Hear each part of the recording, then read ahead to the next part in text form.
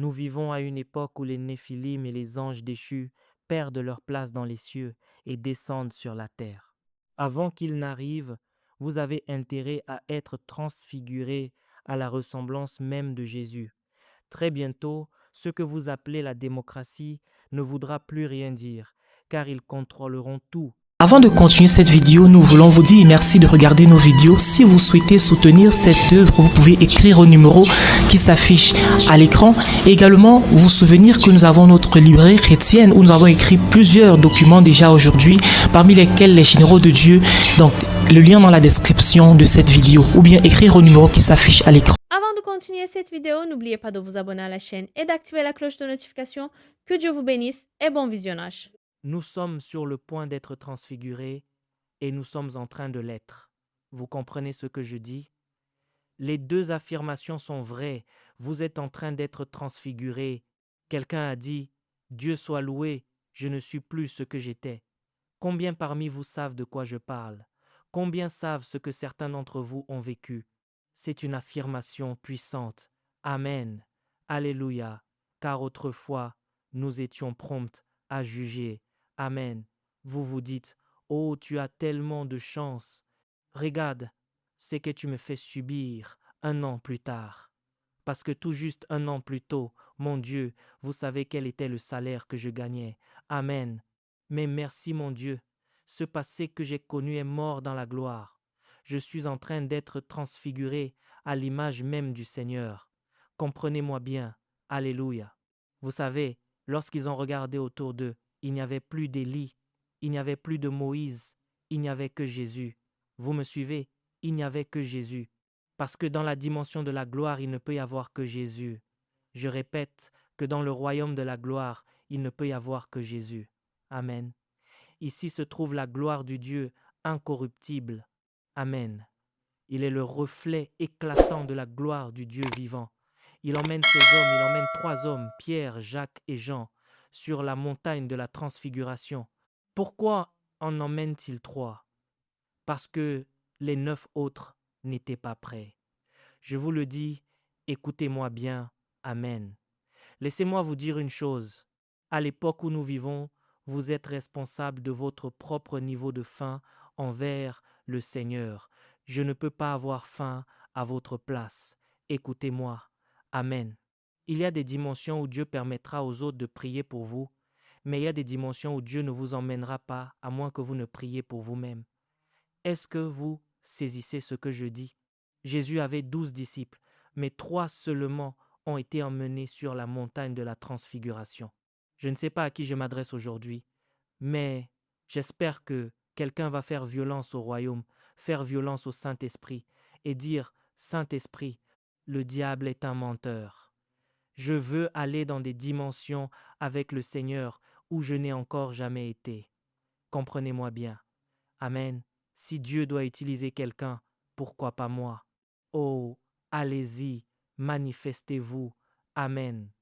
Si Dieu doit utiliser quelqu'un à travers des signes et des prodiges, si Dieu doit utiliser quelqu'un en ces derniers jours, pourquoi pas moi? Amen. Pourquoi pas moi? Nous sommes en train d'être transfigurés, mes amis. Nous sommes en train d'être transfigurés en ce moment même. C'est précisément pour cela que la gloire descend. C'est pour nous transfigurer à sa ressemblance même. Amen. Écoutez-moi bien. Amen. Transposer une figure. Transposer une figure. Alléluia. Comprenez-moi bien. Amen. Alléluia. Tout ce mouvement actuel n'est qu'une tentative de l'ennemi pour détourner l'attention de la transfiguration de la gloire.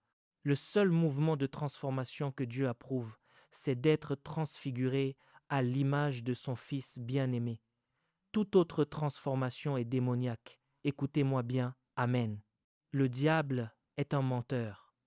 Vous devez comprendre que Satan essaie toujours de contrefaire la vérité.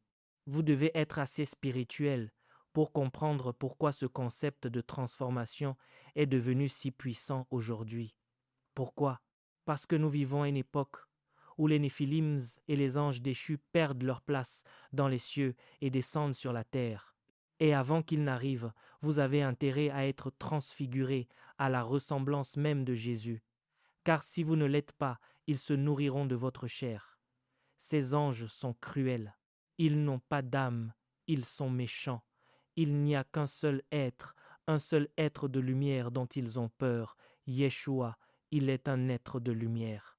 C'est un être de lumière.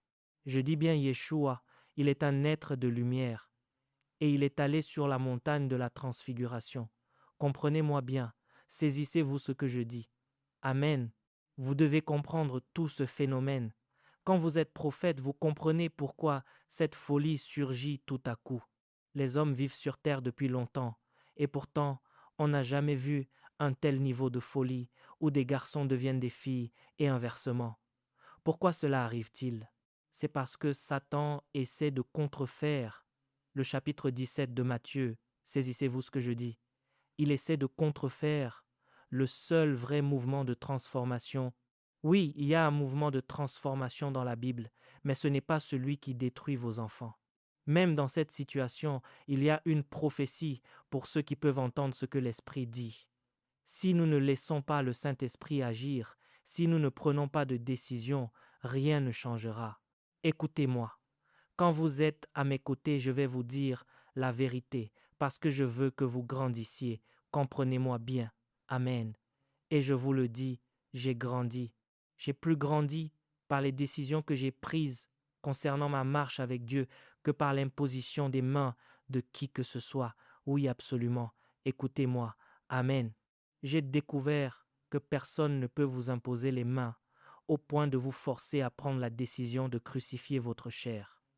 C'est à vous de le faire. Comprenez-moi bien. Amen.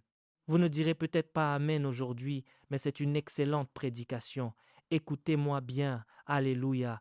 Si nous ne faisons pas ce choix, alors que Dieu nous appelle, nous passons à côté. Rappelez-vous notre thème sur le sommet de la montagne, la gloire sur la montagne. Que quelqu'un dise la gloire sur le sommet de la montagne. Amen. Pourquoi a-t-on dit à Abraham de monter? Et pourquoi Dieu est-il si attaché aux montagnes? Parce que les gravir demandent un effort. C'est pour cela que Dieu insiste, car il vous montre qu'il y a des dimensions de gloire que vous n'obtiendrez jamais à bas prix. Je suis désolé, mais si vous pensez qu'une offrande dérisoire pour 3 jours de séminaire va vous donner toute la gloire dont vous avez besoin, vous vous trompez. Un simple repas rapide coûte plus cher que ce qu'il en coûte pour être ici. Dieu essaie de vous dire qu'il existe des dimensions de gloire, des dimensions de rencontres divines, que vous ne trouverez, comme Abraham, qu'une fois parvenu au sommet de la montagne. Et pendant ce temps, vous transpirez, et parfois, si vous avez déjà essayé de gravir une montagne escarpée, vous savez que cela demande un effort immense. Il y a des moments pendant l'ascension où vous commencez à manquer de souffle, surtout pour ceux d'entre nous qui ont besoin de se remettre en forme. J'y travaille activement. Écoutez-moi, beaucoup d'entre vous semblent aussi avoir besoin d'aide, mais ce que je veux dire, c'est ceci. Alléluia. J'y travaille d'ailleurs. Avez-vous vu la forme physique du pasteur Jérémia? Je me dis que c'est un homme remarquable. Alléluia. Allez, manifestez-vous. Pourquoi la montagne? Pourquoi Dieu a-t-il voulu qu'il sache que les montagnes sont spirituelles? Elles sont tellement spirituelles que même la cité de Dieu est appelée le mont Sion. Dieu est attaché aux montagnes à cause de la discipline qu'il faut pour en atteindre le sommet. C'est épuisant. Parfois, on a envie d'abandonner. Je ne sais pas combien de temps il a fallu à Jésus et aux 3 disciples pour monter. Pensez-y. Jésus est un être de lumière. Il voulait leur montrer la transfiguration de la gloire. Savez-vous que cette gloire était déjà en lui? Il aurait pu littéralement se transfigurer dans la chambre à coucher et dire à Pierre de faire sortir tout le monde pour lui montrer cela dans sa chambre d'hôtel.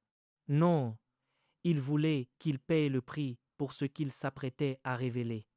La montagne n'a pas changé Jésus, elle les a changés eux. Il aurait pu rendre les choses faciles. Il aurait pu dire qu'il n'était pas nécessaire de monter, qu'ils pouvaient simplement venir dans sa chambre après le petit déjeuner quand ils auraient le temps. Mais il a dit que nous montions sur la montagne. Pourquoi?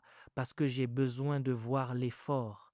J'ai besoin de voir votre chair transpirer. J'ai besoin de vous voir lutter. J'ai besoin de vous voir chercher votre souffle et persévérer. Car il y a des dimensions de gloire dans le royaume qui ne viendront pas à vous gratuitement. Je suis désolé, mais je suis fatigué de voir l'Église modernisée brader le Dieu d'Abraham, d'Isaac et de Jacob. J'en ai tellement assez. Écoutez-moi. Amen. Demandez à Suzanne. Elle a grandi dans une génération où Dieu était sacré. Les anciens vous disaient que nous avons même oublié l'expression « payer le prix ». Vous ne savez même plus ce que cela signifie. Mais dans l'ancienne Église, tout le monde le savait. Les anciens vous disaient de venir à l'autel et de payer le prix, de rester là jusqu'à ce que Dieu vous délivre. Comprenez-moi bien. Vous savez de quoi je parle. Ils comprenaient qu'il existe des dimensions de gloire. Qu'est-ce que je suis en train de dire? Amen. Je dis qu'en ce moment même, alors que je parle, Dieu vous donne la grâce de payer le prix pour la transfiguration de la gloire dans votre vie. Parlez-en. Que quelqu'un dise « Seigneur, je paierai le prix ». Dites avec moi « Par ta grâce, je paierai le prix pour la transfiguration de la gloire. Je serai transfiguré. Je ne sais pas ce qu'il en est pour vous, mais je ne veux pas que ma chair dirige toute ma vie. Je ne veux pas me retrouver quelques minutes avant le jugement et me dire que j'ai manqué mon destin. Non, le diable est un menteur. Alléluia. Il les emmène au sommet de la montagne et je vois ici quelques mystères. Amen. La transfiguration de la gloire a eu lieu après 6 jours. Dieu est un Dieu de timing. Il est le Dieu des temps. Personne ne respecte le temps comme le Dieu qui l'a créé. Lorsque les temps ont été accomplis, Dieu a envoyé son Fils. Cela signifie qu'il y a un temps qui n'est pas encore accompli. N'est-ce pas? Lorsque les temps ont été accomplis, Dieu a envoyé son Fils. Cela signifie qu'il ne pouvait pas l'envoyer avant, car le moment n'était pas encore venu, n'est-ce pas? Tournez-vous vers votre voisin et dites-lui que certaines choses demandent simplement du temps. Puis, dites-lui que les meilleures choses dans la vie et dans le royaume demandent du temps. C'est presque un anachronisme dans notre génération de l'instantané. Donnez-moi ce que je veux tout de suite, sinon je change d'église. Donnez-le-moi maintenant. Vous avez intérêt à me satisfaire tout de suite. Beaucoup d'entre nous étaient dépendants dans la rue, et maintenant, nous sommes dépendants dans la maison de Dieu. Nous transformons l'homme de Dieu en fournisseur. Vous avez intérêt à me donner ma dose d'émotion, à me faire crier tout de suite, sinon je ne viendrai plus dans votre église. Merci, pasteur, j'ai eu ma dose. On se voit dimanche prochain. Écoutez-moi bien. Amen. Vous êtes toujours dépendant. Vous avez juste changé d'endroit pour obtenir votre dose. Vous êtes toujours dépendant de l'émotion. Dieu le savait dès le départ. Comprenez-moi bien. Mais les choses qui vous transforment demandent du temps et un prix à payer. Allez, manifestez-vous. Est-ce que je parle à quelqu'un? Pourquoi après 6 jours? Parce que les 6 jours sont prophétiques par rapport à la création. En 6 jours, Dieu a fait l'homme, car le chiffre 6 est le chiffre de l'homme. Cela signifie que la transfiguration de la gloire est un niveau qui dépasse l'homme. Lorsque vous êtes transfiguré, vous devenez surhumain. Le 7e jour, Dieu suscite des êtres surhumains, car les simples humains ne peuvent pas faire face aux Néphilim. Les humains ne sont qu'un festin pour ces êtres qui arrivent, et certains d'entre eux sont déjà parmi nous. Très bientôt, ce que vous appelez la démocratie ne voudra plus rien dire, car ils contrôleront tout. Écoutez-moi bien, vous allez devoir devenir surhumain, car parfois, vous devrez quitter un bâtiment sans passer par la porte. Vous partirez d'un coup. On se demandera où vous êtes passé, alors que vous étiez là l'instant d'avant, simplement parce que Dieu vous aura averti qu'une bombe allait exploser et qu'il n'y avait pas le temps d'atteindre la sortie. Vous disparaissez, tout simplement. On se demandera où est passée Linda, et quand l'explosion retentira, Linda sera déjà loin. Vous serez sorti de là, comprenez-moi bien, et les gens diront « Mais tu as traversé le mur », et vous répondrez « Je sais, je suis surhumaine, écoutez-moi bien, j'ai été transfigurée. Je ne vis pas dans les 6 jours de la création, Je vis dans le jour du repos, le 7e jour. Il prophétise sur ce qui est sur le point d'arriver, la transfiguration. Que quelqu'un dise transfiguration, le véritable mouvement de transformation. Dites-le avec moi, transfiguration, le véritable mouvement de transformation. Amen. Saisissez-vous ce que je dis. Il ne s'agit pas d'un garçon qui devient une femme ou d'une fille qui devient un garçon. Non, c'est l'humain qui devient surhumain. Ce mouvement de transformation intervient après 6 jours. Puisque nous vivons dans le 7e jour, cela fait plus de 6000 ans que le monde a été créé. Nous vivons dans le 7e jour et Dieu se demande pourquoi vous ressemblez toujours à ce que vous étiez. Pourquoi vivez-vous encore comme de simples êtres humains dans le 7e jour? C'est parce que vous écoutez un pasteur qui ne veut pas payer le prix lui-même. Alors, il prépare des messages qui vous permettent de rester là où il se trouve, car aucun homme ne peut vous amener par sa prédication au-delà de sa propre consécration. Aucun homme. On vous dit que la Bible déclare que Dieu comprend notre nature, que nous sommes tous humains, parce que le pasteur sait ce qu'il a fait la veille. On vous dit que nous faisons tous des erreurs, mais qu'il faut continuer à avancer. Oui, pasteur, il vous enseigne une théologie qui vous maintient à son niveau, parce qu'il refuse de mourir à lui-même pour devenir comme le Fils de Dieu. Ainsi, il existe une doctrine qui permet aux hommes de vivre dans leur médiocrité, et le peuple, manquant de discernement, reste avec eux. Mais ce que vous faites, c'est simplement entretenir une réserve de nourriture pour les Néphilim. Écoutez-moi bien. Oh, c'est tout ce qu'il fait.